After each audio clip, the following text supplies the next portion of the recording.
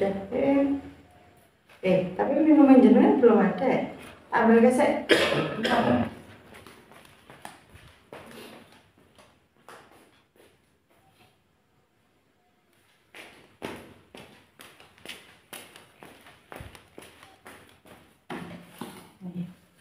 Ya.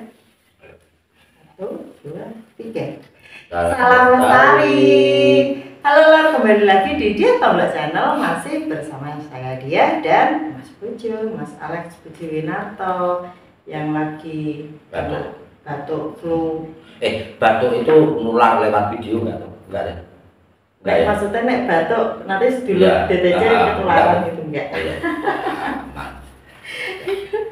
Yang aku mau tanya perasaannya jenengan nih. Perasaan gimana? Bukan perasaan jenengan sama aku. Wah, aku nggak punya perasaan sama kamu kok. Bukan jenengan sayang banget sama aku.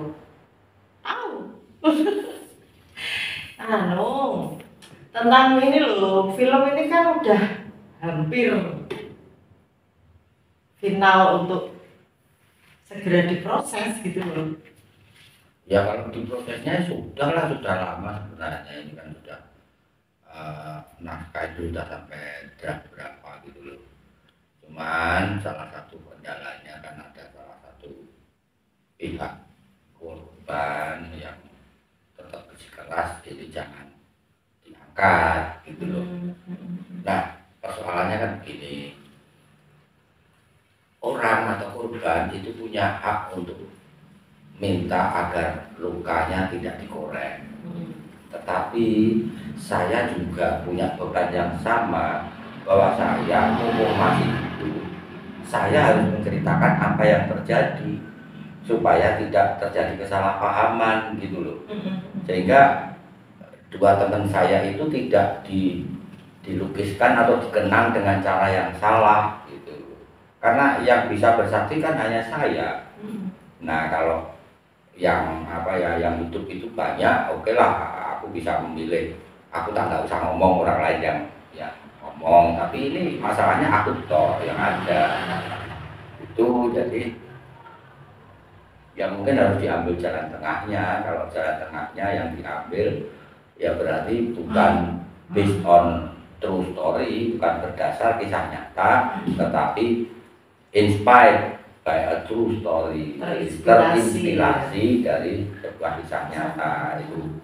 Kalau itu saya kira nggak bisa dikomplain lah, masa inspirasi mau dikomplain? Itu kayak ini loh, kayak film Ipar Adalah Maut, itu kan nama-namanya juga nggak sama, cuma ceritanya toh gitu. Ya kalau inspired by a true story ya nanti nama-namanya berubah. Dan itu sebenarnya nggak ada gunanya. Artinya orang sudah tahu gitu loh. Mau diganti nama aku diganti Mukidi aja orang tahu kok. Itu yang terjadi kecelakaan di gunung yang tidak kembali itu kan ya nggak banyak kok. Pasti walaupun namanya diganti, oh ini kan awet gitu kan. Ya. Pasti ya. Jadi sebenarnya percuma. Tapi ya saya tidak bisa menyalahkan karena yang namanya kehilangan itu kan bisa menjadi satu trauma. Tapi kalau bicara trauma, saya tidak malah melebihkan, tapi saya pun trauma gitu. Dan trauma itu kan memang harus dicarikan cara untuk bisa sembuh, tetapi tidak dengan cara lari. Kalau menurut saya justru harus dihadapi. Saya waktu pertama nulis ini kan nangis. Terus mau tanya apa lagi? Gini kan kemarin itu sempat kan beberapa kali dengan koordinasi sama Mas Marvin kan. Yang ngomongin nganu ya, anak disutradarai itu Marvin kok. Oh iya. Itu ada loh. Jadi ini nanti nggak usah dihapus. Ya. Nah, kan kayaknya pihak itu kan mau ketemu sama keluarga dari Mas Gaga dan Mas Iqbal. Nah itu jenengan sudah koordinasi sama keluarganya Mas Gaga? Sudah, dan syukur mereka menanggapi dengan baik, dengan bijak, karena bagaimanapun yang hilang tetap hilang. Tetapi ketika kehilangan ini bisa berguna bagi orang lain, ya let's do it. Itu kan sama jaga pikirkan. Jadi misi pembuatan ini, film ini bagi saya, selain saya ingin menyampaikan ini loh yang diperjuangkan kami dan kami semua mencapai batas yang kami bisa. Tidak ada yang menang, tidak ada yang kalah. Kalau soal mati dan hidup itu kan memang takdir dari Tuhan kan. Tapi di antara kami mungkin malah aku yang paling jelek, bukan mereka gitu. Jangan berasumsi bahwa yang hidup selalu yang baik, salah gitu. Nah, keluarga kakak ini sudah berapat tadi saya kirim fotonya ya, ada nanti dimasukkan tuh. Jadi mereka mengumpulkan seluruh anggota keluarga, kemudian mereka saling ini, jadi melengkapi gitu. Jadi karakter gagah itu di mata keluarga kayak apa sih gitu. Dari apa yang disampaikan adik-adiknya Mas Gagah itu tentang karakternya Mas Gagah, jadi masukan untuk nanti kru film bagaimana mengolah karakternya Mas Gagah gitu ya. Karena sudut pandang saya tentulah tidak lengkap. Karena saya menangkap Gagah sebagai teman. Teman pun bukan teman kuliah. Ini beda sama Iqbal. Kalau Iqbal itu teman kuliah, teman mendaki. Tapi Gagah ini hanya teman mendaki.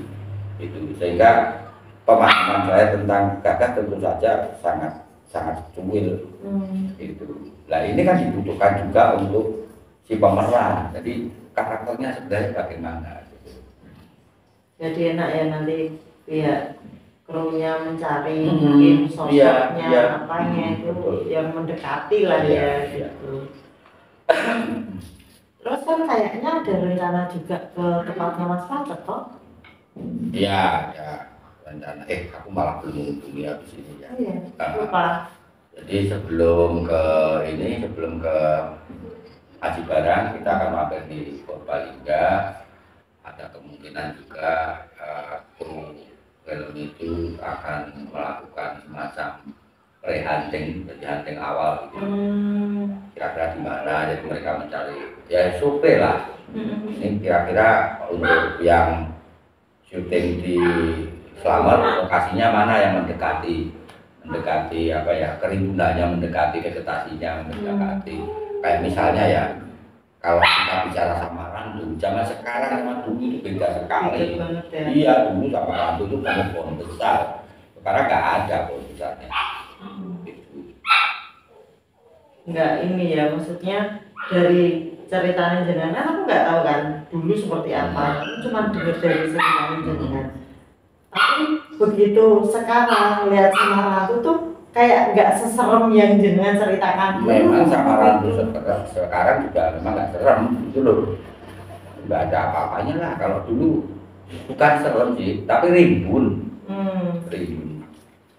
Adalah kebetulan saya mendapat visi di situ, itu kan kebetulan. Artinya kalau saya melihat Cukup itu kan sebenarnya bisa dimanapun, nggak bisa Samarang. Tapi saya itu tidak menunjukkan Samarang itu angker, karena itu bukan hantu gitu loh.